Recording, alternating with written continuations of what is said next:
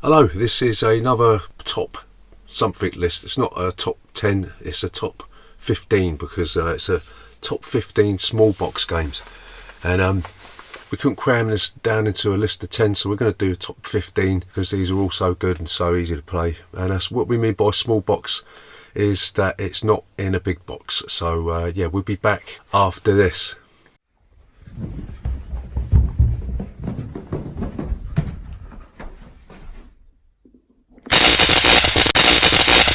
Board Games 4K.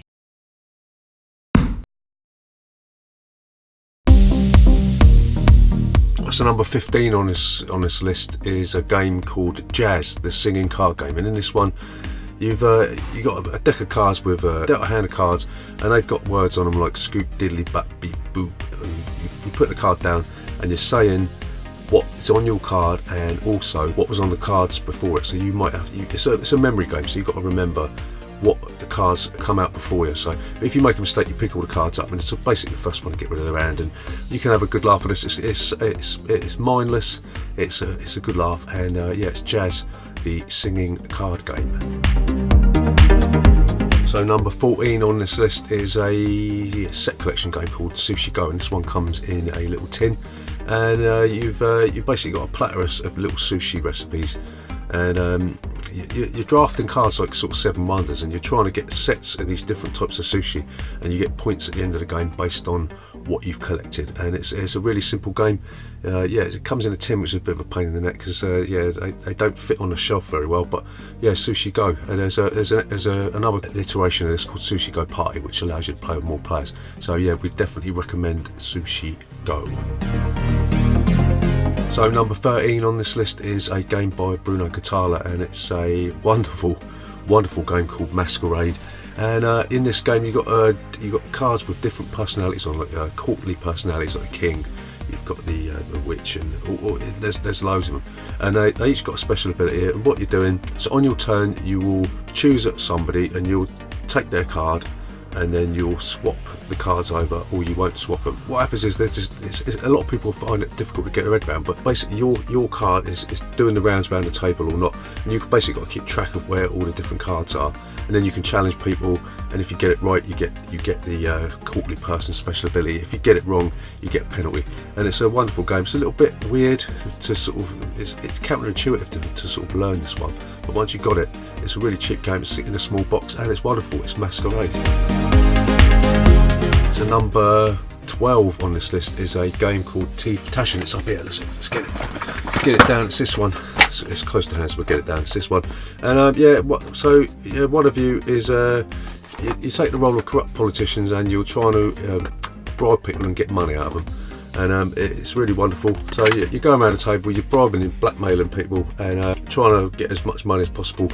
And it's plays 4 to 8 players, and it's really quick, really simple. Has it had an English release? I don't know. I don't think it has actually.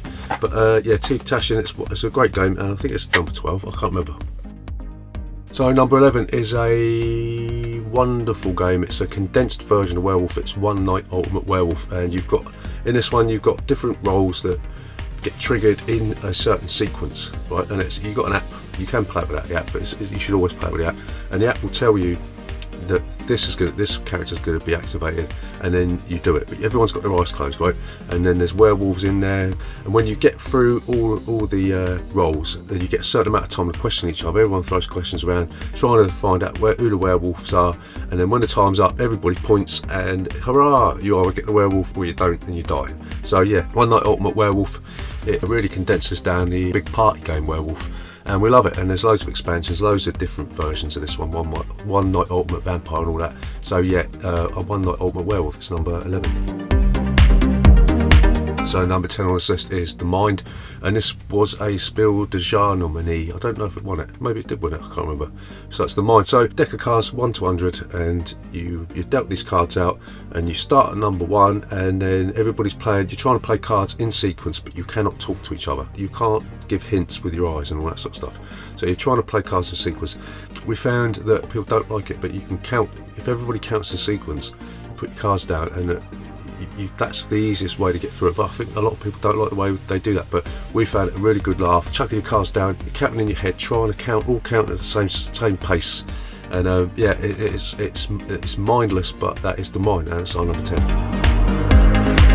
So number 9 on this list is a small little game called Welcome to the Dungeon, and you got everyone takes a fantasy character, and you've got a deck of cards with beasties on it, and you're playing these cards. You're using your special abilities and your weapons to see if you could defeat these monsters. And then basically what happens is everyone bails out, and there's one person left, and then they've got to go into the dungeon and defeat these monsters. And if they do it, they win, and if they don't, they lose. And it's a really simple game. Reminds me of another game on this list that uses the same kind of mechanisms, and we'll get to that in a bit. But yeah, number 9 is Welcome to the Dungeon. So number 8 on this list is Rainer Knizia's Lost Cities. We've talked about this loads of times, and it's a 2-player card game. You're playing cards with numbers on them, and you're trying to get sequences in 4 different suits, and you've also got the inspiration cards or something that give you bonuses if you can get, depending on how many you get. And the game finishes when the deck is depleted, and then you top up all your scores. You do 3 rounds, and that's it. And it's brilliant. It's absolutely fantastic. It's getting on for 20 years old, and it still holds up today. And that is a number 8 in Lost Cities. Number 7 on this list is it's quite an old game. Now it's a backstabbing cooperative game, which is a bit weird, and it's Cutthroat Caverns.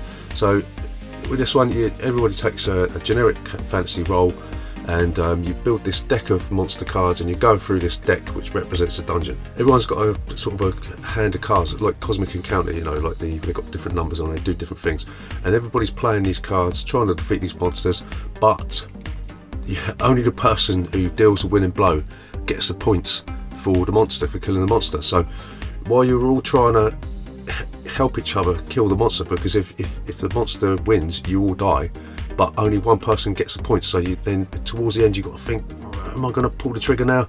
And then you stab your mate in the back. So yeah, Cutthroat Caverns, loads of expansions, loads of variations with this one, and while it's a bit tricky, the rules are a bit tricky in the version we got, it's well worth a look.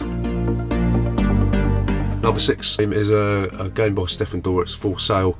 So what you're doing is you've got a deck of cards with loads of different properties, ranging from sort of an outhouse or a shed up to a millionaire's mansion. And what you're doing, you're auctioning off all the properties, and then you're buying them back with the money.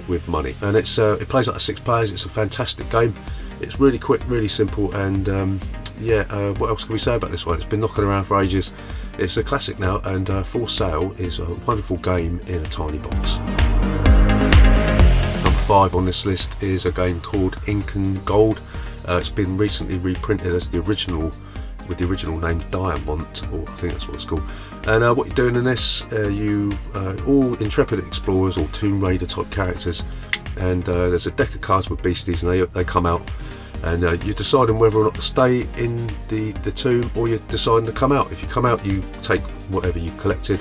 If you stay in, you draw a card, and you either get a boon or a bane.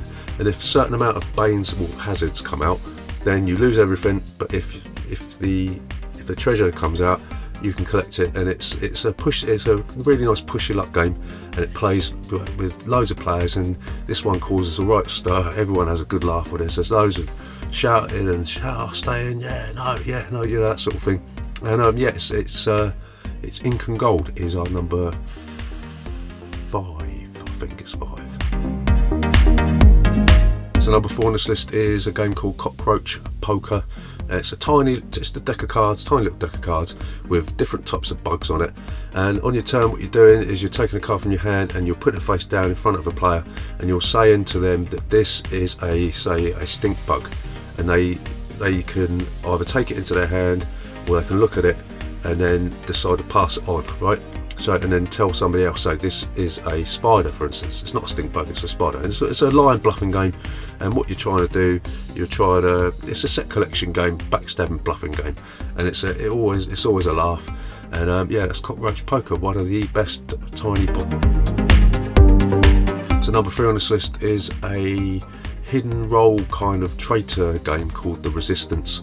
And in this one, there's you're going on these sort of faux missions. They're not really missions, but they call them missions. And what you're doing, you're selecting your crew to come on these missions, and then you're trying to figure out who are the spies in your group. Yeah, so you're handed these role cards. You're either part of the resistance or you're a spy, and if the spies don't get caught, they win the round, and if the resistance finds a spy, they win the round, and whoever wins the majority of rounds at the end of the game wins the game. And whilst this is criticised sometimes for being quite difficult for the resistance to win, it's still an absolute blast. I mean, it's getting on a bit now. There's a few expansions for it, but yeah, the resistance, if you want a pointy finger sort of thing, and you want to sort of accuse your mates of being arseholes, then this is the one that you want to play, the resistance. Number 2 on this list is an absolute it's still amazing me today that with a set of beer mats you can have a game that is so deep and so funny. I mean, we've played this one to death. You don't even need to buy it, you can just get a load of beer mats with different pictures on, you can play it. But what you got a hand of these beer mat things. You got 1 skull and 4 roses.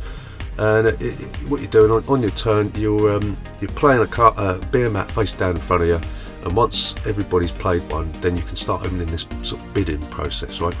And what you're saying is, if you want to open the bidding, you can say that you think you can turn over a certain amount of beer mats that are on the table, not just yours, on the table, without flipping over a skull. And what you do is you flip over your own first. So if you played a skull, you're screwing yourself, right? But you go around and you're flipping them over, and if you don't flip over a skull, you get a point. And if you do flip over a skull, then you have to randomly get rid of one of your beer mats. All right. And while it sounds really simple, there's this weird meta game that appears, and you sort of start second guessing what people are going to do. So when they did that last time, are they going to do it again this time, or will they do it again this time just to make me think they're not going to do it, right? And you sort of, the more you play it with different people, the more you sort of start to figure out how their mind works. It's a weird thing, and it's absolutely fantastic, and I can't recommend this one enough. Skull and Roses. I mean, if you get 2 sets of this, you can play it with up to 12, and it really comes alive. The more people that play it, the more it comes alive. It can be a little bit long with more players, but yeah, I don't care. We love Skull and Roses. It's absolutely super duper. Number 1 on this list is it's a sort of an open sourced kind of game. It's come out in various forms. So it's got Time's Up, but this one's Monikers. It's a more edgy version, a more comic or boardy version of Time's Up. And what you're doing on your turn, everyone's given a hand of cards. They choose some and they discard some, and then you put them all together in one big deck, and you split up into teams, and then you've got 60 seconds to try and, like a charades thing, where you're trying to get your team to guess what's on the card, right? But you cannot say what's on the card. And there's 3 rounds. In the first round, you can say whatever you want, apart from what's on the card, right? You can make gestures, you can do hand movements, whatever. You can dance around, look like a fool, or not. And in the second round, you can only use 1 word, right? All the cards come back into the deck, so you can only use 1 word. And in the third round, you can't say anything.